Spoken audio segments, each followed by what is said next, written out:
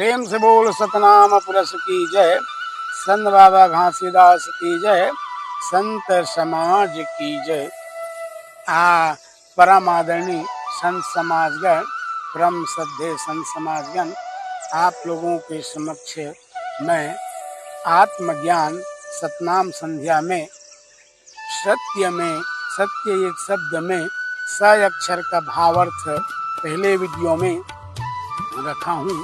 अब आगे वीडियो में आधा तक का मतलब त अक्षर का भावार्थ इस वीडियो में आप लोगों को श्रवण पान करने को मिलेंगे। तो आधा तक का वैल्यू भावार्थ बाबा जी ने सत्य में आधा तक का भावार्थ क्या बतलाए हुए हैं समाज को, उसके बारे में कुछ ज्ञान की प्रचार जो है आप लोगों के समक्ष रख रहा हूँ। आप लोग ध्यान देंगे ऐसा आप लोगों से मेरा अभिलाषा है। जय सतनाम, जय सतनाम, जय सतनाम। कहे त्याग तपस्या करो मन लाई। बाबा जी ने कहा किसका? त्याग तपस्या करो मन लाई, जासे काल दगा मिट जाई। क्या बताया बाबा जी ने? त्याग तपस्या इसमें करो मन लाई, मतलब अपने मन में लाना है उसको, जिसको हमें त्याग करना है। तो त्याग करना है तो किसका त्याग करना है?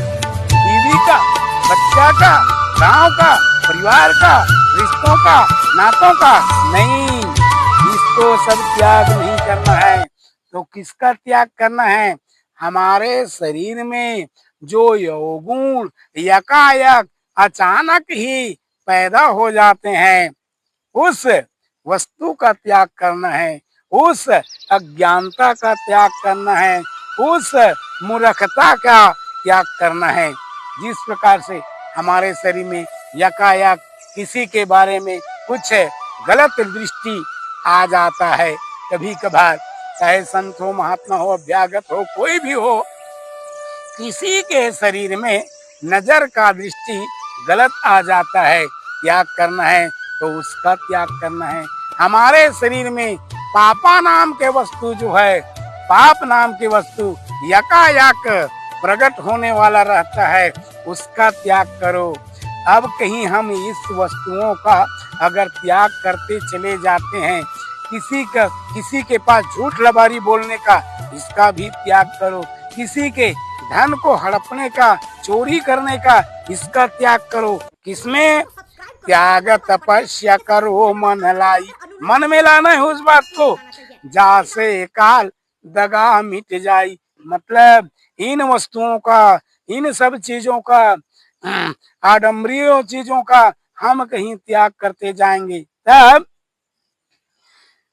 जा से काल दगा जो है, काल दगा जो आता है, काल दगा धरियावत भेसा, जीव छुटे धरती के रेखा।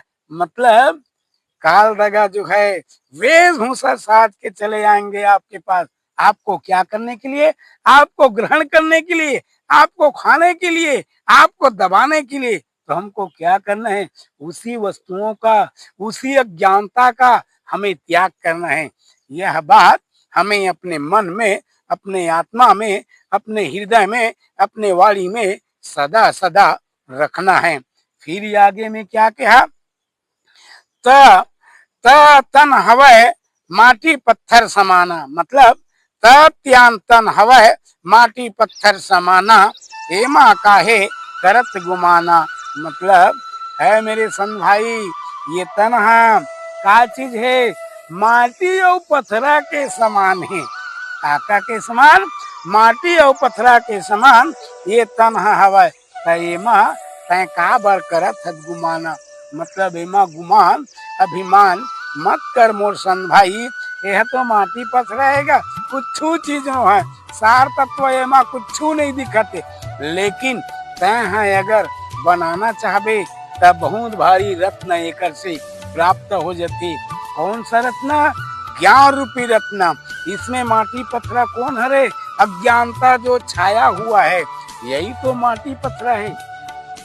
इस अज्ञानता को कहीं हम निकाल करके दूर फेंक देंगे तो ज्ञान रूपी रत्न जो है हमारे को मिल जाएंगे। कहाँ पर? यहीं पर। उसके लिए रत्न ढूंढने के लिए मिट्टी को खोदना जरूरी नहीं है, पहाड़ में जाना जरूरी नहीं है, रत्न को काटना छीलना जरूरी नहीं है, ये तो रत्न भरा हुआ है। बाबा जी ने कहा बेटा आपके पास मैं हीरा दिया हूँ, मोती दिया हूँ, रांगा दिया हूँ, जस्ता दिया हूँ, तांबा दिया हूँ, शीशा दिया हूँ, जस्ता नाना प्रकार के एलियन दिए हूँ। जिसको तू चाहे उसको तू अपने शरीर आत्मा से निकाल सकता है, अन्यथा वहीं तक ही तुम्हारा समझ रहेगा, वहीं तक ही तुम रह पाओगे। फिर आगे में बाबा जी ने बताया तक है तरबूज की भांति। किससे?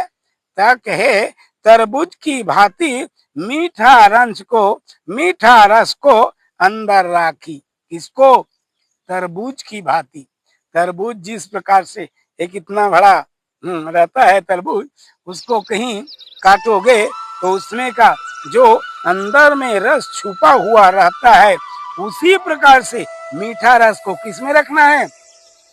अपने अंतरात्मा में रखना है। उस मीठा रस को किसको देना है? अपने परिवार को देना है।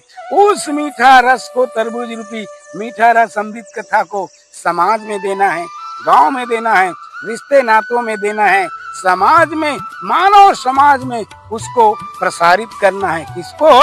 तरबूज के भांति जो अमृत रूपी कथा मीठा रस है, उस रस को, सत्य की रस को, अमृत रूपी रस को, अंदर रूपी रस को लोगों में बांटना है।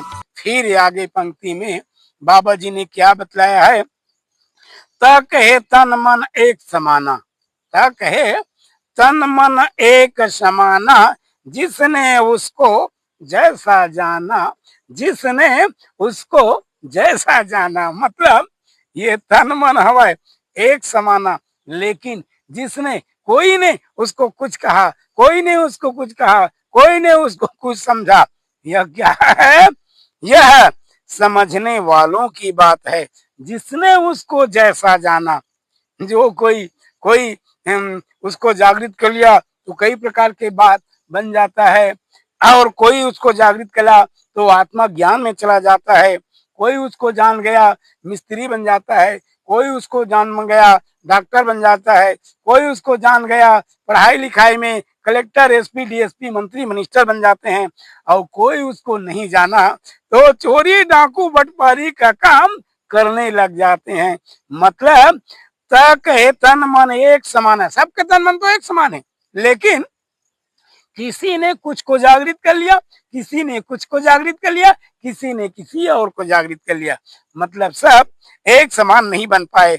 जिसने उसको जैसा जाना, जैसा जाना वैसा प्रक्रिया में उन लोग बदलते बदलते चले गए। अब आगे पंक्ति में क्या कहते हैं? तक है मुझे तार ले बाबा, तक है मुझे तार ले बाबा, भाव सागर से उबार ले बाबा, भाव सागर से उबार ले बाबा। ऐ सतनाम पुरुष पिता, मैं आपके चरण में पड़े हूँ, मैं आपके शरण में पड़े हूँ, मैं आपके गुण गावत हूँ, मैं आपके भक्ति करत हूँ, मैं आपके रास्ता में चलत हूँ।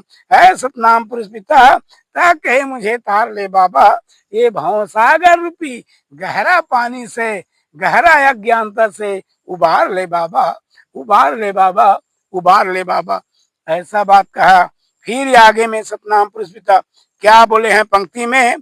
तेरे पास है सतनाम। किसके पास? तेरे पास है सतनाम, उसे तुझ ना मान। किसके पास? तेरे ही पास, मेरे पास है, मैं लोगों के पास कुछ ज्ञान बता रहा हूं, ऐसी बात नहीं है।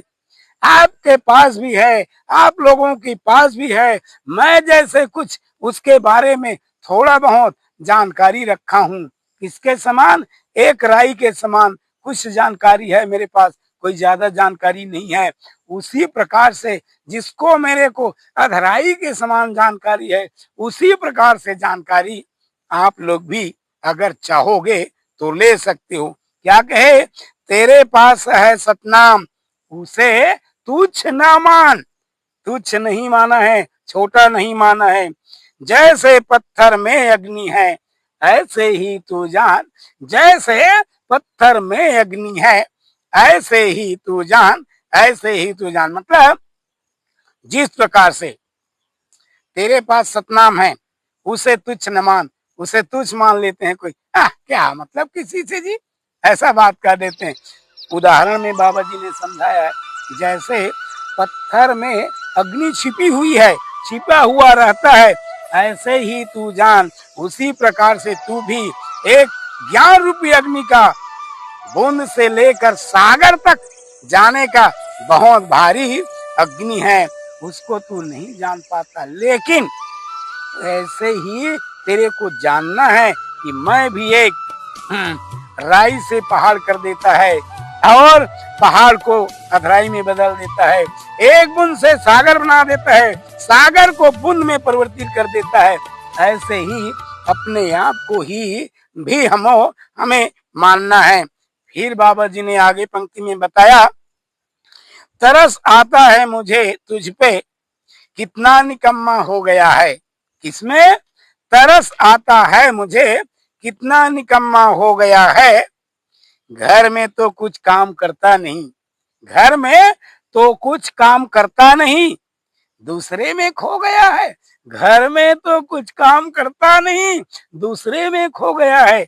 मतलब बाबा जी ने ऐसा भावार्थ बताने की कोशिश और प्रयास किया है कि तरस आता है मुझे तुझ पे, ऐ मानव, ऐ समाज मोर भाई, आप लोगों में मुझे बहुत भारी तरस आता है।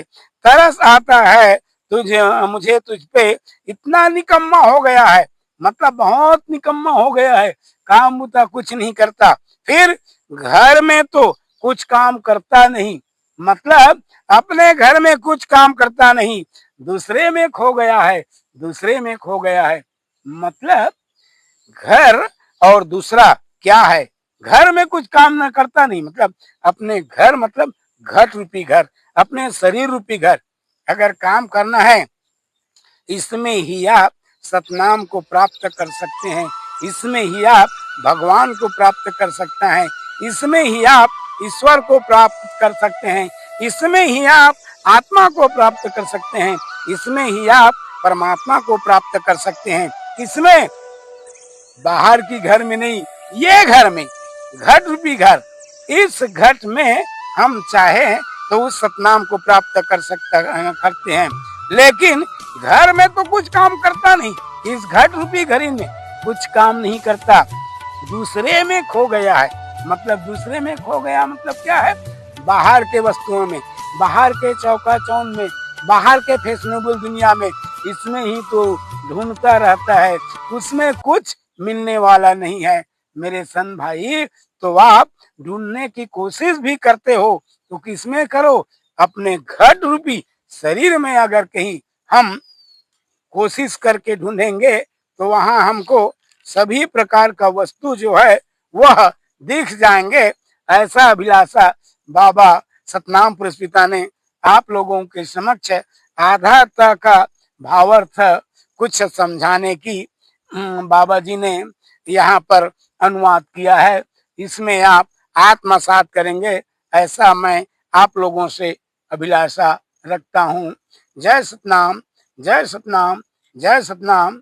साहेब गुरु सत्यनाम, साहेब गुरु सत्यनाम।